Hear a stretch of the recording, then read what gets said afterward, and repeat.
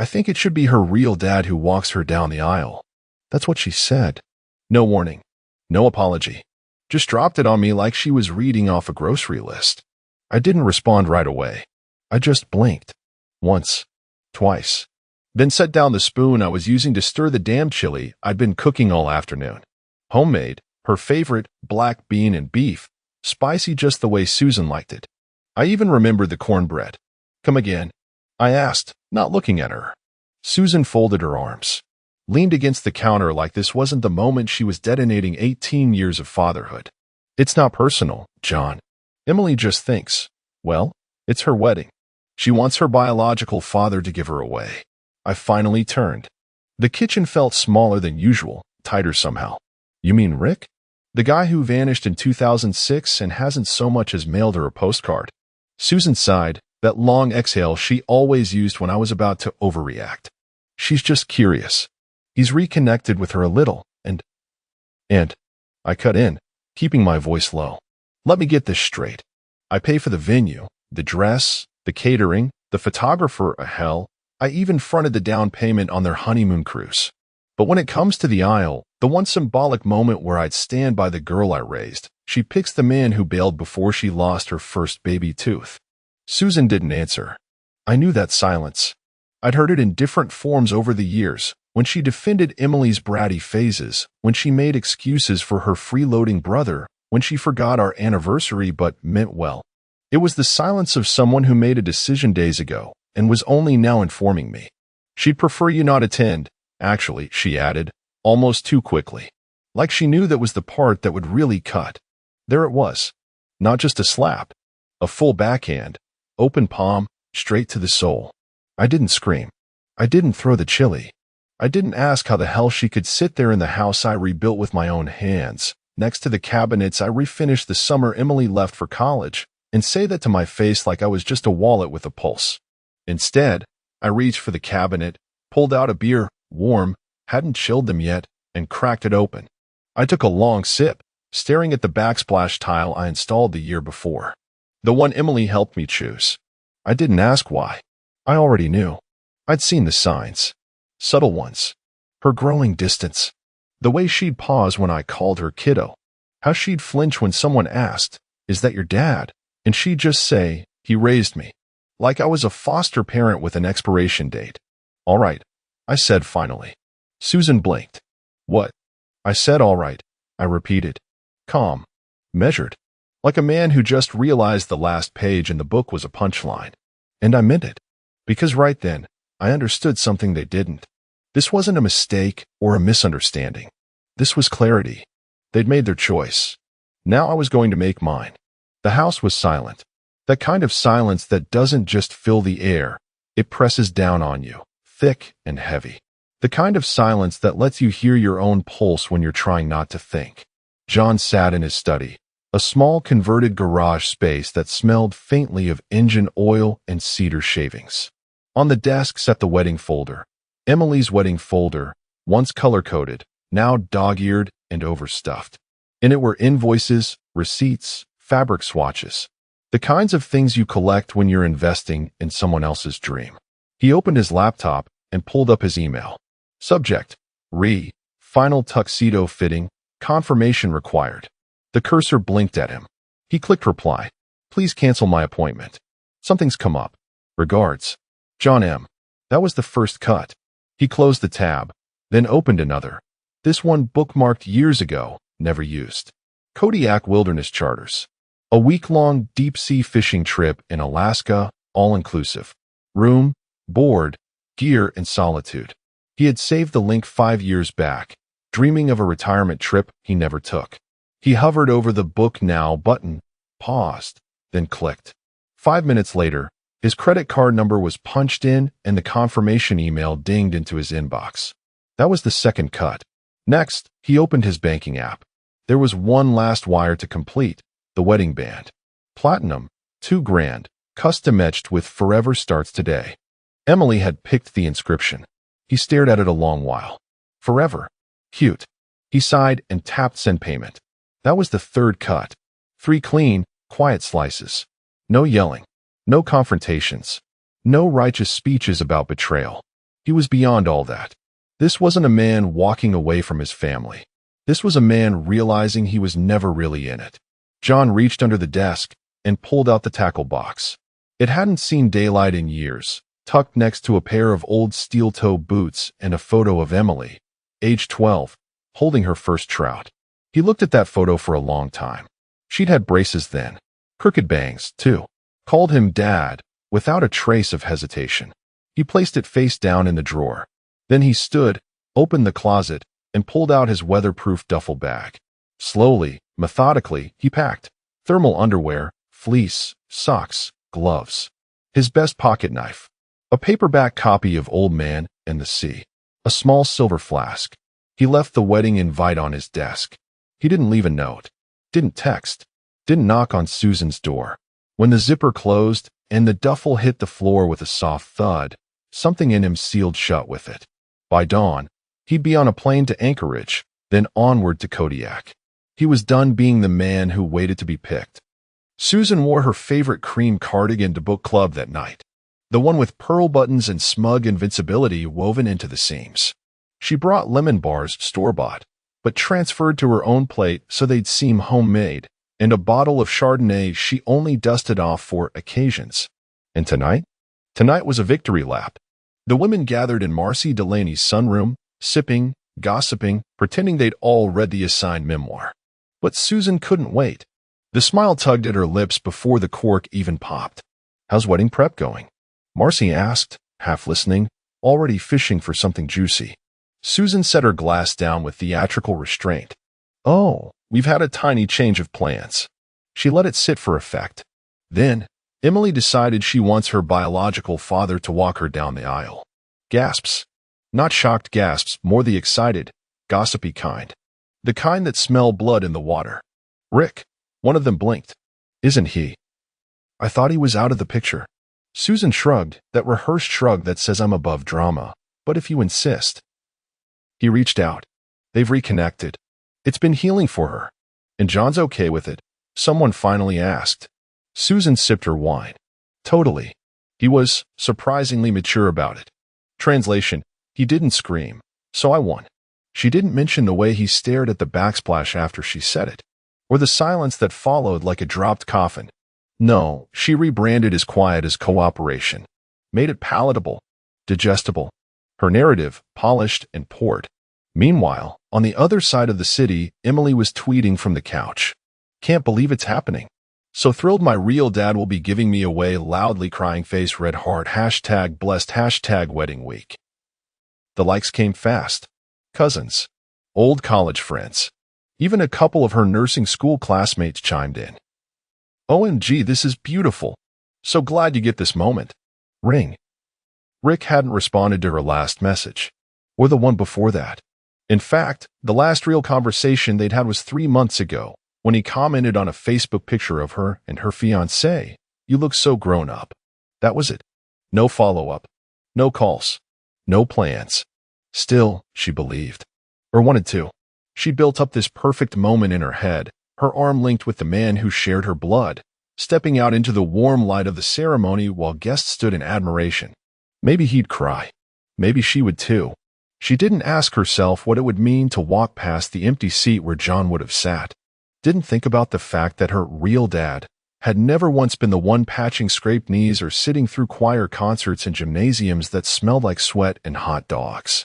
That wasn't Rick. That was John. But narrative is a funny thing. You tell it enough times, you start to believe it. Susan believed hers, too, that John was fine, that she had been reasonable, that her daughter's choice was rooted in healing and not betrayal. She refilled her glass at book club and moved on to her thoughts about the memoir, some half-baked insight about forgiveness.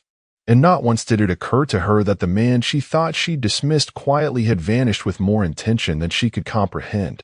Because victory only feels sweet when you haven't realized what you've actually lost. The sun over Boulder was ruthless that day, bright, unforgiving, too cheery for how things were about to go. The ceremony was set up outdoors at a sprawling estate just outside the city. White folding chairs, roses lining the aisle.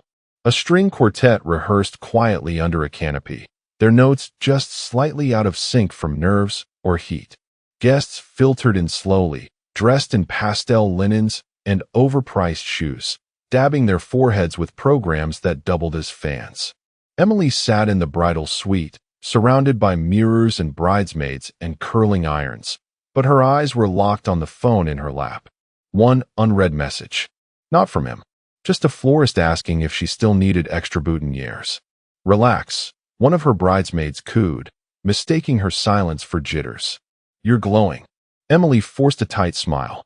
Her bouquet was already wilting at the edges, same as her confidence.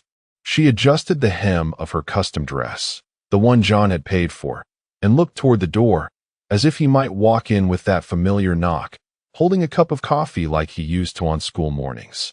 But there was only silence. And Susan, downstairs. Susan paced outside the main hall with her phone pressed tight to her ear, knuckles white. Voicemail. Again. Rick, it's Susan. Where are you?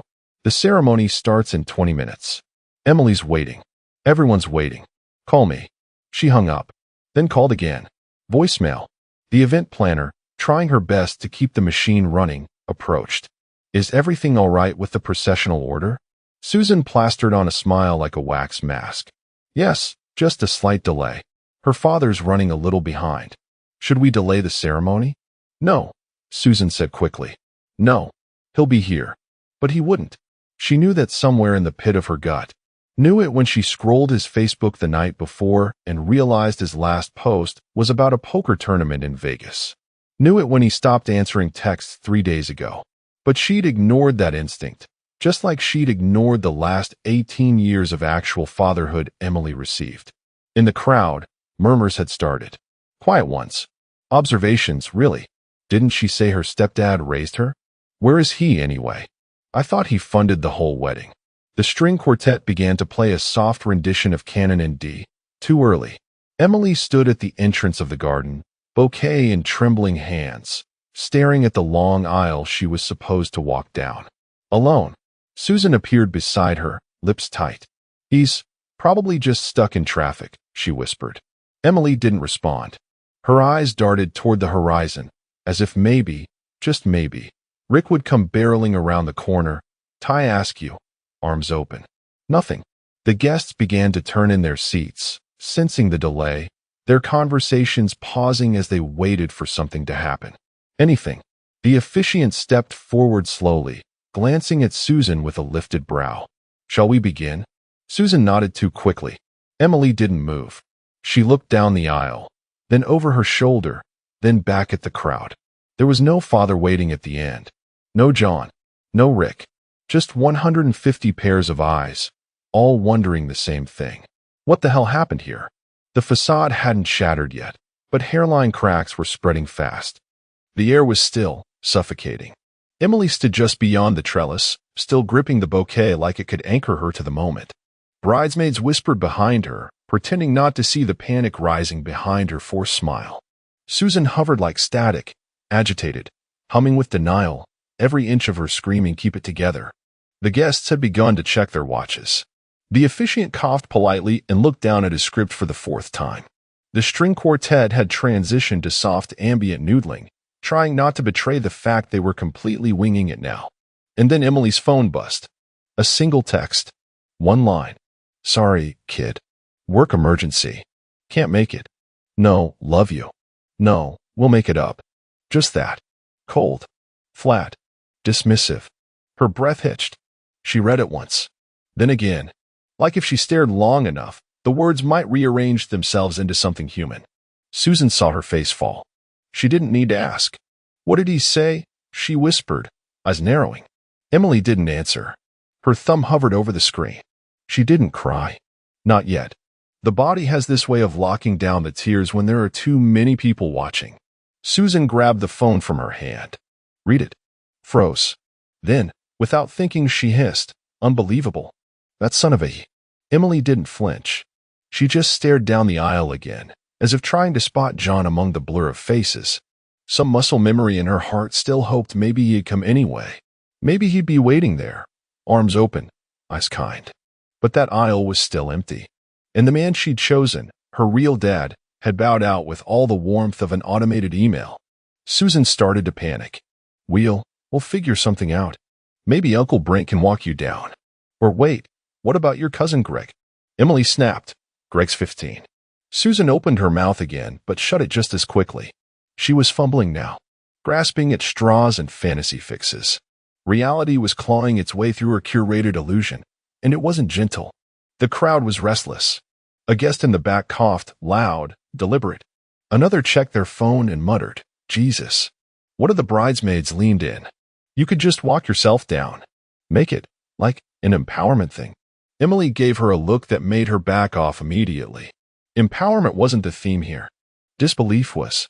Because for all her tweets about fairy tale moments and reconnections, for all Susan's smugness at book club and hand-waving away John's absence, none of it had made Rick show up. He was a ghost again, just like he'd always been. Only this time, he'd waited until the cameras were rolling. And now everyone saw it. Every single person sitting in those white folding chairs now knew that the man who raised her had been told to stay home, while the man who abandoned her hadn't even bothered to fake an excuse until the hour of the ceremony. Emily looked at the screen one more time, then locked the phone. Her hands shook. The bouquet trembled slightly. Dreams don't always shatter like glass. Sometimes they rot mid-bloom, slow and quiet, until they collapse in your hands. And there she stood, dressed in a $4,200 gown that John paid for alone in front of a crowd she wasn't ready to face. Not without a father. Not with that father. The whispers began like a soft breeze moving through the crowd, barely audible at first, then growing, layer by layer, like an unexpected gust threatening to lift the whole damn tent. I thought John raised her. He's not even here. Wait, isn't he the stepdad who funded all this? Didn't he build their deck last year by hand? It wasn't rage. It wasn't outrage. It was worse, confusion. That kind of hushed, uncomfortable curiosity that creeps in when people sense a lie wobbling on its heels. Susan sat in the second row, clutching her clutch with white knuckles, trying to look serene and proud and completely in control. But her left hand wouldn't stop trembling. She kept brushing at the hem of her dress, flicking imaginary lint that wasn't there, anything to occupy herself, so she didn't have to look at Emily. Because Emily was frozen at the start of the aisle, a bride with no escort, no motion, no plan B. 2 chairs down, Marcy Delaney leaned toward her husband, whispering, I remember when John used to pick Emily up from youth choir. Every single Sunday, rain or shine. He nodded slowly. Didn't he co-sign her student loans too? A third voice chimed in, some uncle from the groom's side. So where the hell is he? Susan heard it. She heard all of it, like echoes bouncing off the inside of a pressure cooker. She smiled. The kind of smile you paste on when you're 2 seconds from unraveling, like tissue stretched too tight. Her lips held, but her jaw clenched so hard it clicked. She wanted to stand, to say something, anything. Maybe throw out a line about how John had a prior engagement. Maybe invent a last-minute illness. Or a work emergency. Anything that didn't make her look like the woman who watched her husband disappear after 18 years of fatherhood and then let him stay gone. But that would mean acknowledging him. And acknowledging him now would mean admitting the choice they'd made. So she stayed quiet. And the murmurs grew. Emily's fiancé was off to the side, talking to the officiant in hushed tones, clearly stalling. The groom's mother was whispering to the maid of honor. Bridesmaids stood awkwardly in formation, unsure whether to stay posed or sit down. And Emily? She wasn't crying. She was staring straight ahead at the aisle, still clutching the bouquet like it was the only thing keeping her spine upright. Her eyes were wide, dry, unblinking, like someone waiting for the elevator doors to open and realizing they never will. One guest in the 4th row took out their phone and began typing, whispering to their neighbor, I swear, John's not here. That's wild. He was always around. Another chimed in. Can you imagine funding a wedding and being told not to come? That's ice cold. And karma? It had pulled up a chair. Because it wasn't just that Rick didn't show up. It was that everyone noticed. And now, the social equation was shifting in real time. The real dad had ghosted, the stepdad was gone, but not absent, and the entire room was doing the emotional math, out loud, in real time. Every glance, every whisper, Every subtle shake of the head was a crack forming under Susan's perfect narrative, and there was no way to plaster it back together without admitting what they'd done. And John wasn't there to witness it, but the world was. The music faded mid-note, like someone had cut the power. The quartet looked around nervously, unsure if they should stop or loop again. The officiant stepped forward and cleared his throat, trying to project confidence he didn't feel. His voice rang out across the seated crowd like a courtroom gavel. "Ladies and gentlemen, please rise." Chairs shifted. Programs were tucked away. Everyone stood. All eyes turned toward the entrance of the aisle, expectant, hopeful, totally unaware of what they were about to witness. Emily inhaled sharply.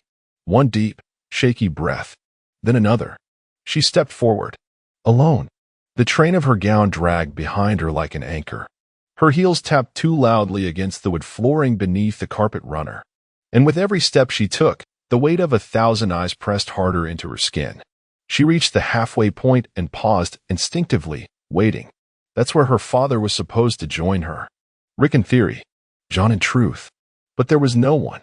The wind picked up slightly, ruffling her veil like even the air itself was trying to flee this moment. From the front row, Susan stiffened. Her lips parted slightly as if to say something, anything, but no sound came out. She looked cornered, trapped in a social bear trap of her own design. Emily glanced sideways. Her face cracked. The officiant, confused but committed, finally asked the traditional question. Who gives this bride away? Silence. Not a cough. Not a whisper. Not even the rustling of dresses or suits. Just silence. Emily's mouth twitched. Her eyes darted to Susan, then to the groom, then to the guests, then back to the empty aisle behind her. Still nothing. No father stepping out to save the day. No hand reaching for hers. No second chance strolling out of the wings like a last-minute miracle. Her lip trembled. The officiant tried again, softer now. Who gives this bride away? Susan, in a moment of panic, opened her mouth, but before she could speak, Emily whispered, "No one." It came out barely audible, like the sound of something cracking internally. The officiant hesitated, then nodded, almost too respectfully, and gestured her forward. She took one more step, then another, but her pace slowed. Her eyes filled, her vision blurred. By the time she reached the altar, her hands were shaking so badly the bouquet was starting to come apart. One white rose fell to the ground. No one bent to pick it up. The groom touched her arm gently, unsure. She flinched. It wasn't just embarrassment anymore. It was collapse. All the filtered selfies, the blessed hashtags, the curated version of her life she had pushed out into the world, none of it mattered now. Because in the one moment that was supposed to define love, legacy, and family, she stood utterly, painfully alone. No John. No Rick. Just the haunting echo of what could have been. What should have been. And the cold realization that sometimes, when you choose fantasy over loyalty, you end up with neither. The sun never really sets this far north, not in late June. It just hovers near the horizon like it's too lazy to sleep, casting a golden wash over the icy waters of the Gulf of Alaska. The air smells like salt and pine and something clean enough to sting. John stood near the edge of the charter boat, weathered hands gripping his fishing rod. His jacket was zipped halfway up, his cap pulled low. Beside him, the guide adjusted some gear, but didn't speak. They'd already talked enough that morning about halibut patterns, tides, tackle weight. Nothing personal, nothing emotional, just how John liked it. He cast his line out in a fluid motion, the spool singing briefly before it silenced into a clean, patient wait. The water rippled quietly, like it respected the man staring into it. In the corner of the deck, tucked beneath a spare tackle box and an old folded map, John's phone vibrated once. Then again. Then 3 times in a row. He didn't look. He knew what it was. He could practically hear Susan's voice in that first text. "John, please. Call me. Or Emily's. I was wrong. I need you. I messed up." But that phone? It might as well have been on the moon. He reached into the cooler instead, pulled out a beer, cracked it open with a hiss that echoed into the open sea. He took a long sip and exhaled, eyes fixed on the water. There was something holy about that silence. Not the absence of sound, but the absence of expectation. No one asking him to fix things. No one asking him to sacrifice. No one rebranding their betrayal as his fault for being too calm. Just the slow, rhythmic lapping of waves against fiberglass. John remembered the wedding date. He hadn't forgotten. He could picture it in his head like a movie playing for someone else. Guests fanning themselves in bolder heat. Emily clutching a bouquet. Susan pretending to have it all together. And he pictured the empty aisle. He smiled to himself. Not a bitter smile. Not cruel. Just free. He didn't feel angry. He didn't even feel vindicated. He felt done. 18 years of giving. Of showing up. Of being the steady presence they could always fall back on. And now, for once, he was choosing himself. Choosing the sea. The stillness. The taste of beer under a sun that never sleeps. The rod dipped slightly. A bite. He reeled slowly, steady, deliberate. Not rushing. Not chasing. When the fish finally breached, flapping and furious in the net, John laughed for the first time in weeks. Low and easy. His phone buzzed again behind him. He didn't even turn around. Because peace isn't something you find. It's something you stop giving away. By Sunday morning, Susan had lost her composure. What began as controlled concern on wedding day unraveled into open desperation. Her calls became erratic, 10 in the first hour, 5 more overnight. Each one going straight to voicemail. Each one sounding increasingly unlike the woman who once told her husband to sit this event out because it wasn't his moment. She paced the kitchen barefoot, hair in a frantic bun, makeup smudged from yesterday's half-hearted attempt at looking put together during the reception. The one that felt more like a eulogy. Emily hadn't come downstairs. She'd locked herself in the guest room after the after-party, still in her wedding dress when she collapsed face-first onto the guest bed. Susan had knocked. Twice. No response. At 8:47 a.m., Susan called again. Voicemail. She called from the house phone. Then from her brother's phone. Then from her old work line. Still nothing. She opened her messages. The screen was a graveyard of sent texts. Blue bubbles stacked like dominoes, every one of them unread. John, I know we hurt you. Please call. Emily's not okay. She hasn't said a word since the ceremony. I panicked. I was wrong. I didn't mean what I said. Please, just let us hear your voice. You were right about Rick. We messed up. She's asking for you. I'm asking for you. By noon, Emily finally emerged, barefoot and blotchy-faced, still wearing the diamond earrings John had gifted her for her nursing school graduation. She sat down at the kitchen table like someone attending her own sentencing. Susan poured her a cup of coffee, hands shaking slightly. He's not answering, she said quietly. Emily nodded. I know.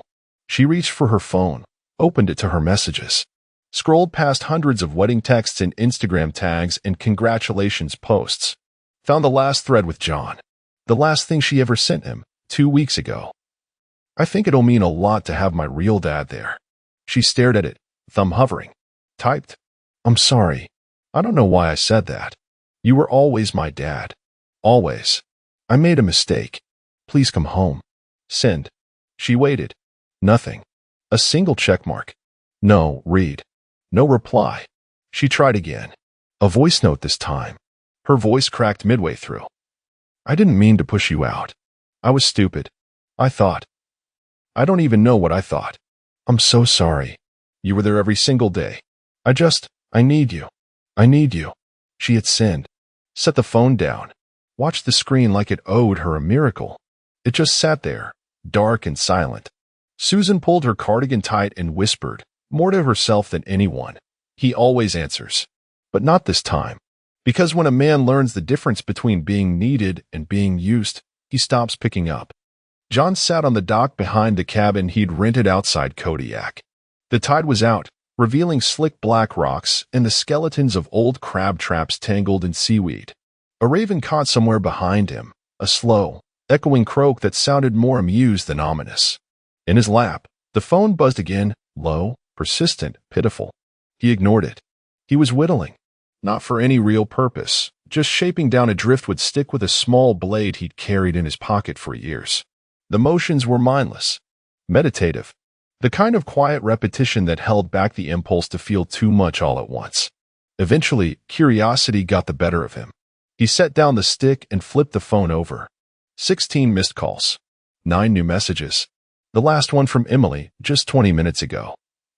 I was wrong, Dad. I'm so sorry. Please come home. He read it once. Then again. Dad. That word hung there like a trick. She hadn't called him that in years. Not sincerely. Not without the implied asterisk. Step, not real, stand-in. Now it was supposed to patch the hole she dug? He could almost hear the voice note beneath it. Desperate, cracking, probably filmed from the guest room she sulked in. Or maybe the kitchen. The same kitchen where Susan had once stood in front of him and said she prefers her real dad. He stared at the message longer than he meant to. Not because it moved him. Because it didn't. There was no spark of warmth. No aching desire to forgive. No welling up of paternal instinct. Just stillness. Like watching a movie scene you've already seen too many times, knowing the ending, knowing the disappointment, knowing that no matter how heartfelt the monologue, the damage is already done. John let the message sit there another 10 seconds. Then his thumb hovered. One flick. Deleted. No reply. No draft. No second thoughts. He scrolled through the rest. Susan's texts were longer. Apologetic. Panicked. John, I should have never said what I said. I was trying to protect her moment. I didn't mean to erase you. We were wrong. Please let us talk. Please. He didn't delete those. He just closed the app. He set the phone back down face first, letting the sun warm the back of it until it dimmed and shut itself off. He went back to whittling. Because the truth had finally crystallized, not in her apology, not in Susan's regret, not in the sound of that word dad typed too late. It had crystallized in her choice. They didn't just push him out. They replaced him. And now they were realizing the substitute never showed up. Too bad. Some messes don't get cleaned. Some moments don't get do-overs. And some fathers? They don't come back just because you finally realize they were the real thing all along. The internet never sleeps, and it has a taste for blood when it smells hypocrisy. It started as a throwaway post on a local Boulder subreddit. Posted by u/VenueVet89. Attended a wedding this weekend where the bride's stepdad, who raised her from age 5 and paid for everything, was not even invited. She chose her real dad to walk her down the aisle. He bailed. Left her standing there. Haven't stopped thinking about it. A photo was attached. Blurry, shot from the second row. Emily standing alone at the head of the aisle, bouquet trembling, eyes glassy. No father. No motion. Just the raw, uncut awkwardness of a moment gone painfully wrong. The comments exploded within the hour. Wait, the guy who paid for the whole thing wasn't even allowed to attend? Imagine raising someone your whole life and getting replaced last minute. Brutal. Ungrateful doesn't even begin to cover this. This is exactly why some men go fishing in Alaska and never come back. And then came the viral versions. Screenshots on Twitter. TikTok explainer videos with dramatic music. Reaction channels dissecting it like a true crime podcast. Someone on Facebook even posted a thread titled, "The father who showed up for 18 years and was ghosted at the altar." The replies were merciless. Heartless doesn't even scratch the surface. This is emotional theft. Plain and simple. She doesn't deserve to call him dad now. Not when it's convenient. I hope he never answers a single one of their texts. Susan first heard about it from Marcy. A gentle, rattled phone call. Have you seen Reddit? Susan didn't even use Reddit. But she clicked the link Marcy texted her and watched the story unfold in real time. The post had 38,000 upvotes. Then 41,000. Then 63,000. A BuzzFeed article followed. Bride chooses bio dad over stepfather who raised her. Internet explodes. She scrolled through the comments. Some were vicious. I hope that stepdad lives the rest of his life fishing in peace. The mom's just as bad. Imagine letting your husband get replaced like a suit jacket. Others were more cutting in their restraint. He was never a placeholder. He was the whole damn structure. You don't realize what kind of man you had until he's gone and unreachable. Susan closed the app.